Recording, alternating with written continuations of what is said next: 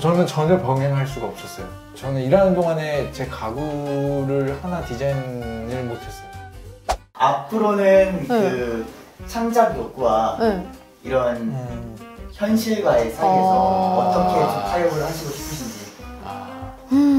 이 고민 되게 많이 할걸요? 네. 진짜 많이 할걸요? 저도 지금 갑자기 나는? 이런 생각이 드는 거예요. 저도. 그거 있지 않아요? 그러니까 우리 특히 선생님들 아이들 가르칠 때 특히 포트폴리오 가르칠 때 그런 지도 방법 부분에 어느 정도 좀 들어가지 않나요? 그러니까, 맞아. 약간은 해소가 되긴 되죠. 아이들이 만드는 거 우리 같이 만드는 거잖아요. 사실 선생님들이랑 학생들이랑. 사실 애들 가르치면서 온전히 주는 게 아니라 우리도 배우잖아요. 사실. 맞아요. 1살, 3살짜리 아이들한테도 어머니가 배운다 그러잖아요. 우리도 되게 애들한테 배우는 게 좀 더 큰 것 같아요.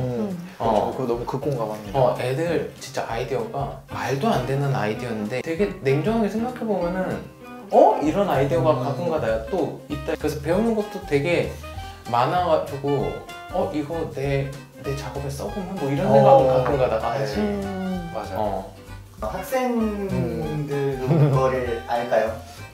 알걸요? 알지 않을까요? 자주 얘기는 하거든. 너희들한테 배우는 것도 되게 크다. 근데 귀뚱으로도 안 들어가. 원신쌤은 어떠세요? 처음에는 진짜 그런 생각이 안 들었거든요. 이제 선생님 입장으로 처음 갔을 때 진짜 되게 또 반대로 또 부담이긴 했어요. 내가 경험했던 것들이 사실 많은데 그것들을 알려주고 전달해 가는 것들은 좋은데 어쨌든 정말 학교를 가야 되는 아이들이 모이다 보니까 내가 뭘 알려줄 수 있을까? 뭘 알려줘야 되지?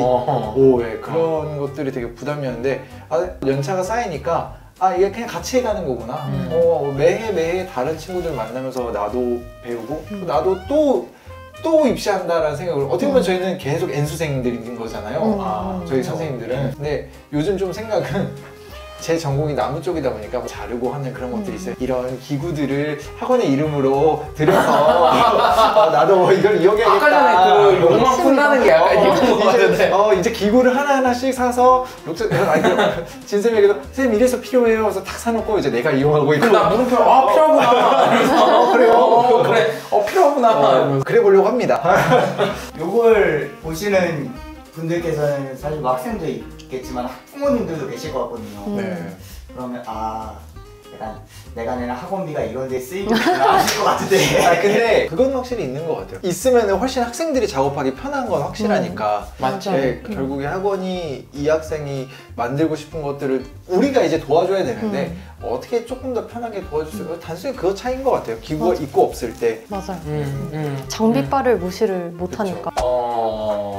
너무 어려운데 제 생각에는 이제 제가 자주 쓰는 말이기는 한데 요즘에 이제 나를 돌아볼 시간이 많이 없잖아요. 예술 자체가 나를 좀 돌아보게 해주고 내가 또 어떤 사람인지를 알게 해주는 학문이라고는 생각을 하거든요. 미술이 되게 어떻게 보면은 기술에 되게 포커스를 맞춰줘서 사실 가는 부분이 있단 말이에요. 항상 이걸 왜 그래요? 그 왜가 되게 중요한 거잖아요. 저는 그게 되게 필요하다고 생각을 해요. 너무 좋은 말씀을 해주신 것 같아요. 그러니까 결국에 우리가 취업이라는 말로 이 말문을 시작을 했지만은 그러니까 우리 한국은 정말 예술, 미술 그런 디자인들이 결국에 우리 삶을 조금 더 돌아보고 혹은 뭐 좋게 해주고 그런 것들을 위한 전공들이니까 이런 것들이 단순히 나 취업해서 돈 벌래로 끝나는 게 아니라 우리 사회를 또 밝게 해주는 힘을 쓰고 있는 게 이 분야이지 않을까 싶으니까 어느 자리에 있든 되게 힘있게 발휘될 수 있는 게 이 영역인 것 같아요. 그것이 어떻게 보면은 저희가 중점적으로 좀 두는 부분이죠. 저희 그래서 부주제 있지 않습니까? 작은 일본인데 그 이후에 시작도 그 이름을 만든 이유도 그런 것들이 있다고 저희는 생각을 해요.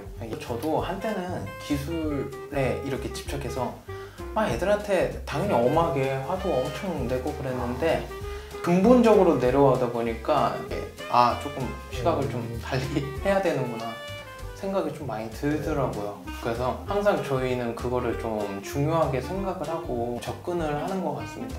그러니까 예술이라고 하면은 되게 뭔가 거창한 것 같고 맞아. 되게 사실은 가까이에 있다. 기술이라던가 뭐 그런 얘기를 떠나서 나 자신을 찾으려고 하고 그런 것들이 입시 미술이라는 것을 경험을 하면서 시작을 하고 있다고 생각을 합니다. 그런 게 아닐까요?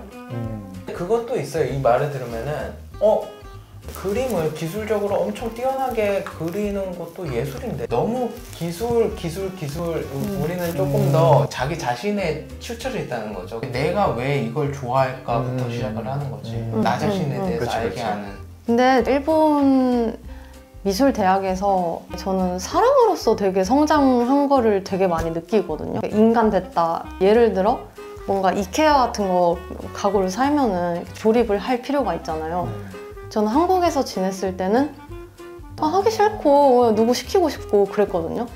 대학 생활을 하고 나서부터는 내게 아닌 다른 사람 것도 내가 이렇게 하면 돼 이러면서 이렇게 도와주게 되고 사람으로서 성장을 할 수 있었는데 일본에 가면은 잘 융화되면서 흡수를 많이 할 수 있는 밑바탕이 되는 것을 저는 만들어주고 싶은 거죠.